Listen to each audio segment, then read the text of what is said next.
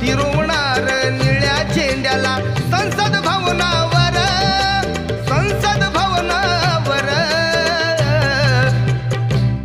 R गटा तटामध्ये वाटून घेतलाय भीमराव आंबेडकर, गटा तटामध्ये वाटून घेतलाय भीमराव आंबेडकर.